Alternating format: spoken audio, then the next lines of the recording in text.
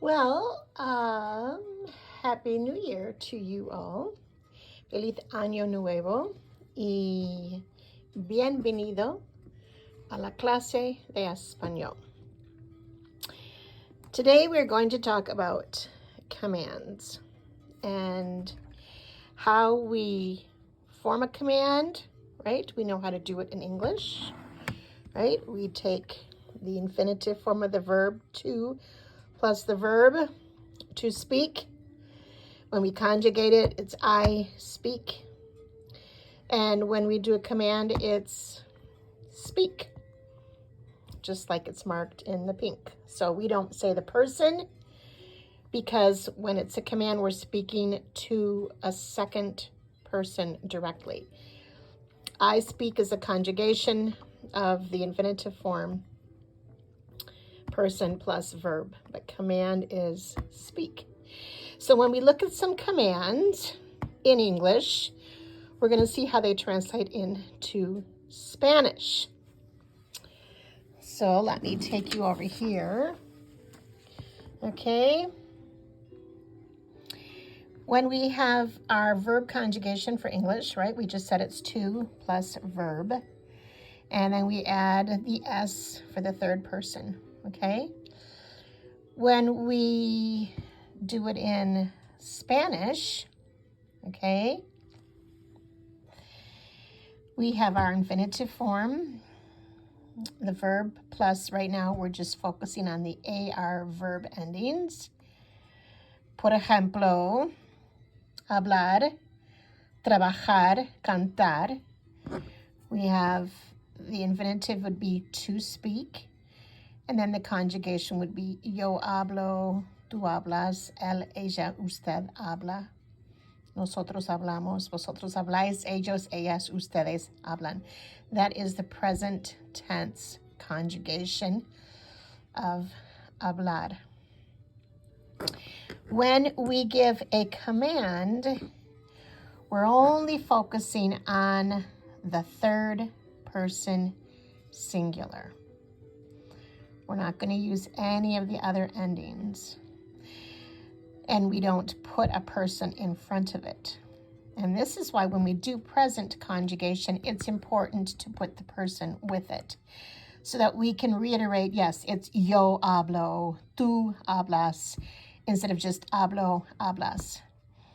And because normally when we use habla, we're always putting the he, she, or you formal in front of it. When it's a command, it does not carry any person in front of it. And that will distinguish that it's a command. So we can say habla, that means speak, trabaja, work, canta, sing, da, give, piensa, think.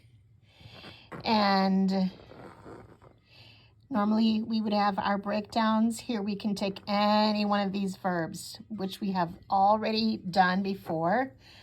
Let's see if you remember. What's amar? To love. Andar, to walk. Arreglar, to fix or arrange. Ayudar, to help. Cambiar, remember cambiar, to change.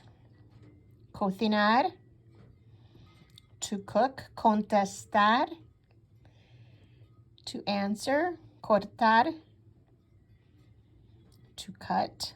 Estudiar, to study. Ganar, to win or gain or to earn. Gastar is to spend. How about gritar? To shout. Who remembers lijar la pared? It means to sand the wall. Llamar is to call. Llorar, to cry. Mirar, to look at. Montar, to mount. Like to mount a horse, montar en caballo, o montar en bici. To ride a horse, ride a bike. Mudar. To move. Oops, here I see my mistake. Necesitar is to need. Olvidar, who remembers olvidar? It's a good one to remember because it means to forget. Pasear, to stroll. Perdonar, to forgive. Pintar, to paint. Preguntar, to ask. Preparar, to prepare. Reparar, to repair. Tocar is to touch or to play. Okay, if I tocar el piano, I play the piano. I'm touching the piano. Tomar is toma, take this. So tocar is to touch, tomar is to take.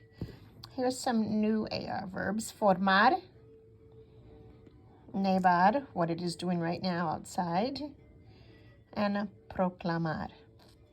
So I can take any of these verbs.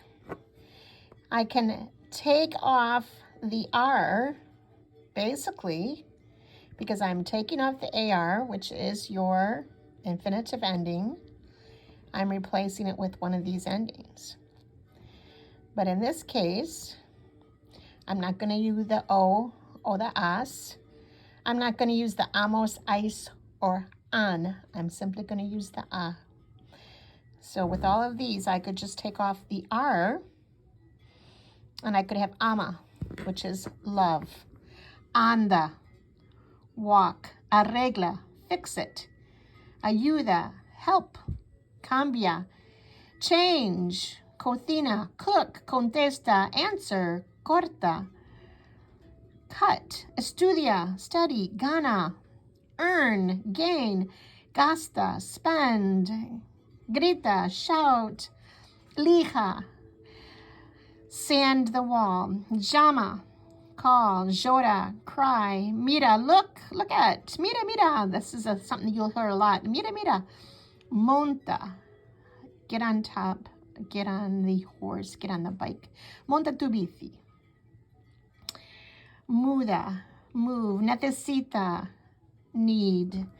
Olvida, again, I'm sorry for that mistake there. Olvida, forget. Olvídalo, forget it. Pasea, stroll. Perdona, forgive. Pinta, paint. Pinta. Pregunta, ask. Prepara, prepare. Repara el coche, repair the car. Toca, touch. Toma, take.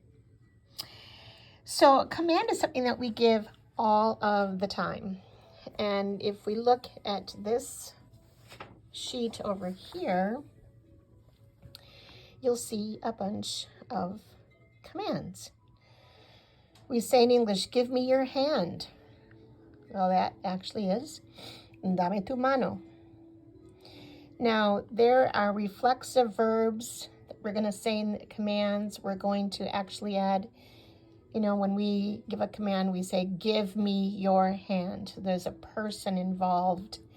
There's a reflexive action that's involved in some of these. So you'll see them.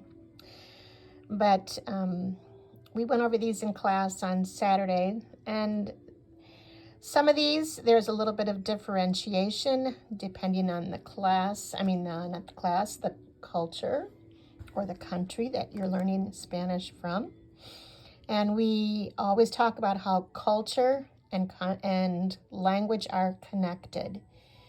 Cannot separate them. And when you try to, you run into communication issues, which we saw really well in class. I love when we are together in class because that's when we really connect on who says what, how. But give me your hand. Dame tu mano. Firma aquí. Sign here. Escribe tu nombre. Write your name.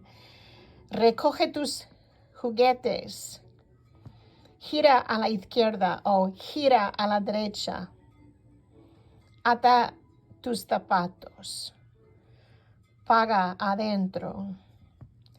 Ponga las cosas en la repisa. There's a correction there. En la repisa, no el repiso. That's my doing. En la repisa. But some people use other words for that. And so that is shelf. Stock the shelves. Apaga la luz. Vente y come. Ponte en cola. Now, this is purely Spain. I have had others say to me, ponte en la fila. Okay, ponte en la fila. Cola is tail. And so the image of a lion is a long, thin thing, just like a tail. But that's very partial to Spain. So you might, from a different culture and country, say ponte, put yourself in la fila, and the file. Abre la puerta. Dame tus llaves. Llama a tu familia. Llama al médico. Toma esta pastilla. Siéntate. Por favor, silencio. When you say please first, you're showing more of a polite attitude. Some people say cállate, which is a very strong, almost to the equivalent of shut up. Silencio is more of a silence. Termina tus deberes. The word for deberes is like the things that you must do, which would be your homework. No te vayas. Again, a reflexive, negative command, which also changes and puts it into an irregular. Que tengo un buen día. Pórtate bien is actually how you behave. When somebody leaves, we don't say pórtate bien. We say, you might say pórtate bien in Spanish, but we wouldn't say behave. We might say, oh, be careful, or don't do what I wouldn't do, or things like that. But that's kind of their idea when they say pórtate bien. It's like, don't get yourself in trouble. Have a good time. And then cuídate, take care, and finish the job. So I encourage you, hopefully you've been able to take a picture of this, but I encourage you to find out which of these commands you would normally say in English and mark the ones that you want to really memorize. And you memorize it as a phrase. So again, ponga las cosas en la repisa. Ponte en la fila. 2 corrections there. So we're going to be talking about these commands during the month of January. So stay tuned. Our next class in person will be on the 20th at 10 o'clock in Michigan. Have a great day. Que tenga un buen día. Que tenga un buen día. Adios.